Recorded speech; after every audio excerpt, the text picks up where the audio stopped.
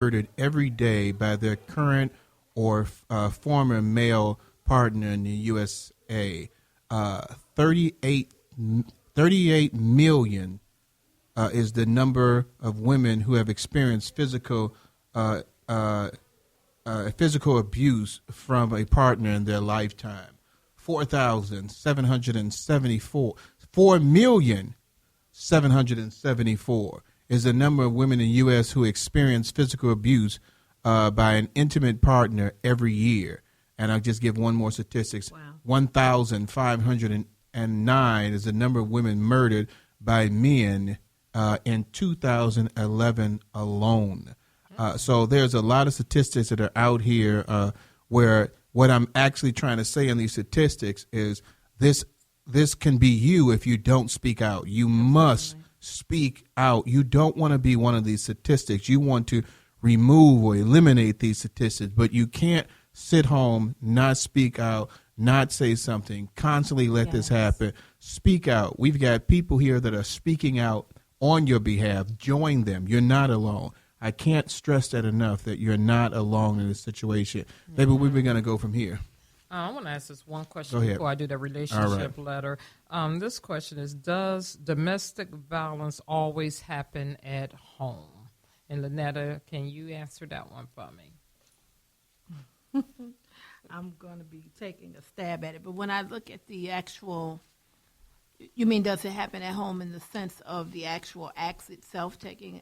When I was going over and reviewing and just thinking about my own life, when it talked a lot about being made fun of and being belittled and situations like that, when I think about my own life, I talked about the sexual abuse as a young child, but I did have a period of time when I experienced domestic abuse and actually had to get the restraining order and so forth.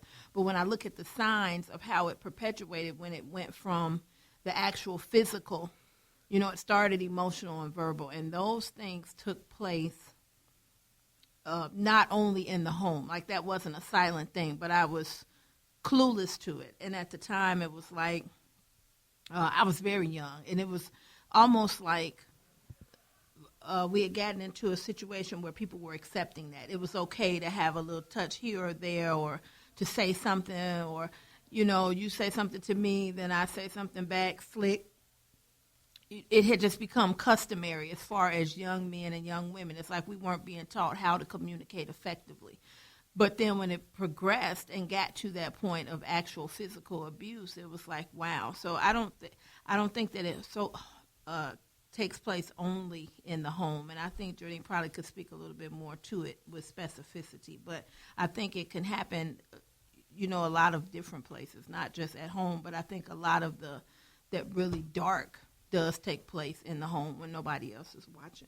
And the reason I asked that is because earlier off the air, when we first started, we was talking about how domestic abuse is so casual now. And people are getting away with it from celebrities. I mean, you see the act, it's filmed on social media, and we ask, why do people stay with that abuser? In some cases, can be totally different. Like, you guys broke out some great things that if you solely dependent on your spouse or boyfriend to assist you. And then some people, if you flip it, they like that lifestyle that they're living. So they'll take that verbal abuse, that physical abuse, and I'm talking about the high rollers, the celebrities, the sports stars and everything. We look at the women, we talked about it months ago about the lady who got beat up in the elevator. It's like, why would you marry him after that? And a lot of people, it was a big controversy, but it was a fact she enjoyed her lifestyle. That was just the bottom line. Right. I'll take a hit as long as I can get millions. Yeah. Right. And I have to be censored right now. So, right. But, it's a whole nother show. That is a whole nother show. It's going to lead me to the LST letter unless you have something to say. When we come back, I want to talk about something. I'll just pre get you all ready for this, because I saw something about it. It says the number is 10, I think it says 10 million, I could be wrong, but and it says the number of children exposed to domestic violence, and we haven't really spoken about that, so we need to talk about the trickle-down effect of children in the relationship and how it affects them as well. But go with your, that's what it will talk about when we come back, but go with your your letter for. Thank you, Renee. Yes, thank you, Renee. Our sister Renee over there is helping us out with the thing. But baby, go with your relationship letter. It says, "Dear LST, I have observed some strange behavior patterns from one of my coworkers. The other day, I noticed some bruises on her arm again. I tried not to intrude the first time when I noticed the purple and green marks, but now I am very concerned. I know she is married and have 2 small children. I'm sensing that she has experienced domestic violence. Please advise, how can I approach her so that she can get help? Thanks. I don't want to see another statistic." Well, the first thing, one of the questions that comes to mind is, because there's kind of 2 different steps or angles that this can be approached from. Because one, she mentions that it's a coworker, but is this coworker also a friend? Because if this is just a coworker and you're not really friends like that, you have to be careful on how you approach the situation, because you don't want to be too aggressive with it, because you need to build her trust. So in building that trust and speaking from that angle, the best thing to do is just kind of maybe put ticklers out there and, see how she's doing. Is she okay? And maybe just kind of based on her feedback, even mention to her lightly, I notice, you got a bruise on your arm, is everything okay? And just kind of take it, see how she responds, because victims are not going to open up right away if they don't trust you, because they're embarrassed. And then especially this is a coworker and you're not really there. They're like, okay, I don't know if I can say anything or not. I don't really know what, so they'll be kind of private. So you have to kind of put those ticklers out there and see how much information they give you. And if you see that they're not really giving you much information, that right there is a signal that you need to build trust with them. And then as you're building trust with them over time, giving them, maybe some information, little nuggets here and there. Maybe it may even be including getting a pamphlet about domestic violence, or giving them a resource and say, hey, you know what? I'm not trying to be nosy. I'm not trying to intrude. But, from what I'm seeing, I just want to share some information with you. If you need some help, I'm here for you, and leave it at that. Don't be pushy. That's the last thing you want to do. Do not be pushy. Do not be aggressive with her, because now you're kind of reminding her, putting her in the mindset of the perpetrator. So just kind of put it out there and take a step back. If it is somebody that you are friends with, that's even better, because then that trust is there. Then it's going to that second step of, okay, getting her resources, getting her information, just saying, you know what, if you need someone to talk to, if you need somewhere to come, I'm here for you. Let me know. How can I help you? I'm concerned. Things like that. That's some great advice, Jodine. Great advice. Miss Lynetta, I'm Absolutely. sure you got some great advice, too. Actually, everything Jodine said, I 100% agree. And that's what I was going to say, the level of the relationship. It depends on, again, if it's just an associate because we work in the same location, or if there's a greater measure of relationship, I believe determines how far you can go. But really just making sure the person knows that I am available if you need me. I think, just as Jodine said, building the trust from that aspect. If it's an associate, then you may not want to ask too many questions, because, again, the person doesn't know how much information they could divulge to you. Take it lightly. I know one thing that the Bible says, and I'm not sure where the letter comes from the person, but he that winneth souls is wise. So if you're winning a soul, you're winning trust. You're winning, that person over. You have to be skillful. One thing my pastor teaches us all the time, strategy, skills, and timing. Like, they're critical in every aspect of relationship that you're dealing with. So, taking it from that aspect. But I think just continuing to ingrain in the person, hey, if you ever need me, or I'm available if you want to talk, I'm available if you need something, will help. And eventually, because they know that they have that avenue, they'll come. Yes. That's two sections of great advice here. But, as my husband said, I'm playing the devil's advocate. What if...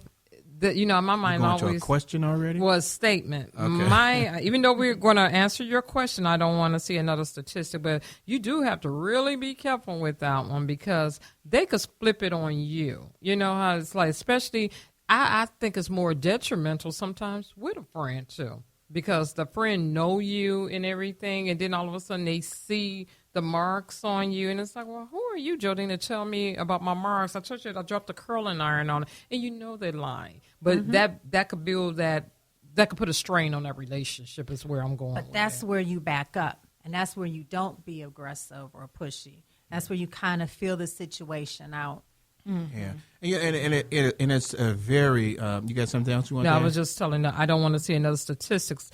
We don't know which way you are with this person, but this is some great advice for you. Yeah, and one of the things this is a very touchy situation because, like they were saying, that if you don't know the individual, that person can feel very uncomfortable with discussing something with you because.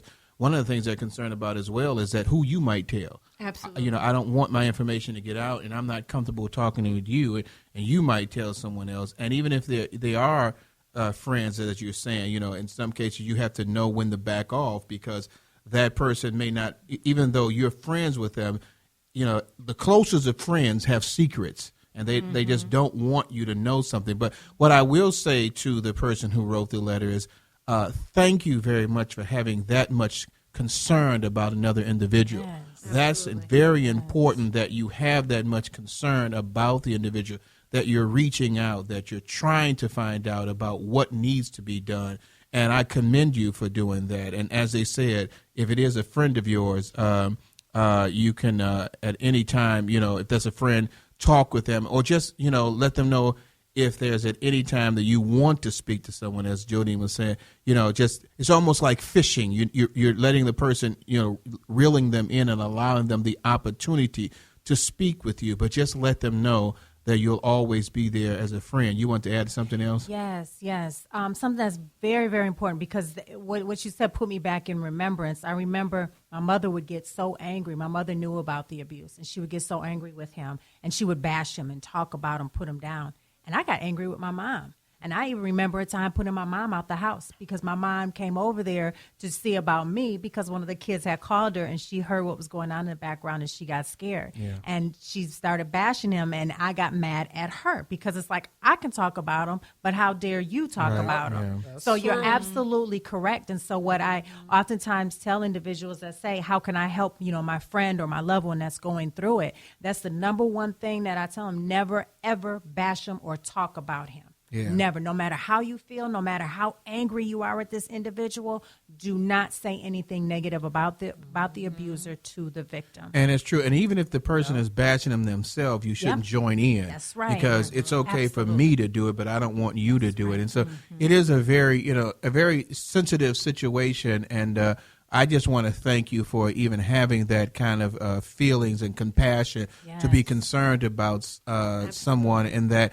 you can find out additional information if, to be able to help them when they're available for the help. But the fact that you are there and if you just tell that individual, I'm a friend, and if you need someone to talk to, let me know. They'll understand what you're saying, but it won't be so evasive that they'll pull away from you.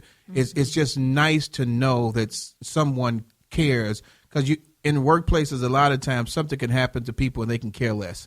It ain't my problem, that's her problem. But that the fact that you are showing some compassion is an awesome thing, and I thank you very much for showing that compassion. Thank you.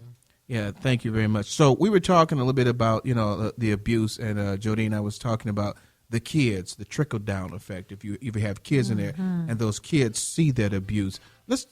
Now I've got to go to a commercial break. I didn't know it was that time. So we're going to bring that right back up, talking about the abuse, the mental and physical abuse that kids can go through when there's abuse in the household. This is the Let's Stay Together show. We'll be right back after these commercial breaks.